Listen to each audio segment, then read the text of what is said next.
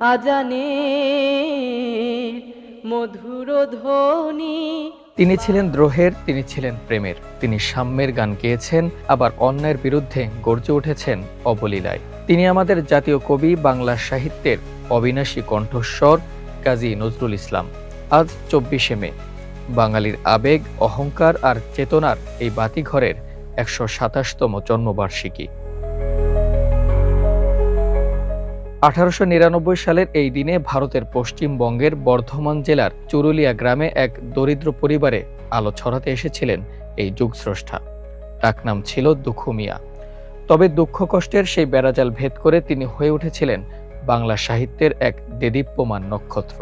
পরাধীনতা শৃঙ্খল ভাঙার গান গেয়ে ব্রিটিশ রাজের ভিত কাঁপিয়ে দিয়েছিলেন তিনি। তার বিদ্রোহী কবিতা কিংবা কারার ওই লৌহ কপাট গান আজও যে কোনো অন্যায়ের বিরুদ্ধে লড়তে আমজনতাকে শক্তি যোগায়, প্রেরণা দেয় অবদমিত সমাজকে। নজরুল কেবল দ্রোহের কবি ছিলেন না, বাংলা গানকে তিনি নিয়ে গেছেন এক অনন্য উচ্চতায়। প্রায় ৩,০০০ গানের স্রষ্টা তিনি। তার সৃষ্টি করা নজরুল গীতির বৈচিত্র্য বিস্ময়কর।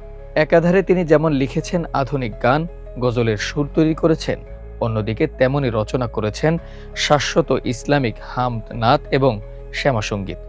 সাম্প্রদায়িক সম্প্রীতির এমন অনন্য নজির বিশ্ব সাহিত্যে বিরল। ১৯৭১ সালের মহান মুক্তিযুদ্ধে নজরুলের কবিতা ও গান ছিল মুক্তিযোদ্ধাদের প্রধান উদ্দীপক।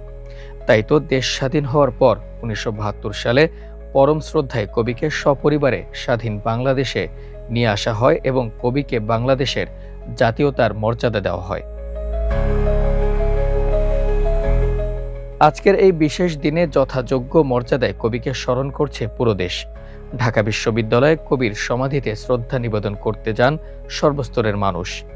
সংস্কৃতি মন্ত্রণালয়, নজরুল ইনস্টিটিউট সহ বিভিন্ন সামাজিক ও সাংস্কৃতিক সংগঠন নানা আয়োজনে উদযাপন করছে তার জন্মজয়ন্তী। তবে তরুণ প্রজন্মের দাবি, কবির অসাম্প্রদায়িক চেতনা এবং সাম্যবাদের দর্শন কেবল আনুষ্ঠানিকতার মধ্যে সীমাবদ্ধ না রেখে ছড়িয়ে দিতে হবে ব্যক্তি ও জাতীয় জীবনে। ১৯৭৬ সালের ২৯ আগস্ট এই মহান কবি শেষ নিঃশ্বাস ত্যাগ করেন। ঢাকা বিশ্ববিদ্যালয় কেন্দ্রীয় মসজিদের পাশে চিরনিদ্রায় শায়িত আছেন তিনি। আজ তার জন্মবার্ষিকীতে আমাদের অঙ্গীকার হোক নজরুলের প্রদর্শিত পথে একটি বৈষম্যহীন, অসাম্প্রদায়িক ও মানবিক সমাজ গড়ে তোলা। আবু সালেম মোহাম্মদ সাব্বির, প্রজন্ম ২৪।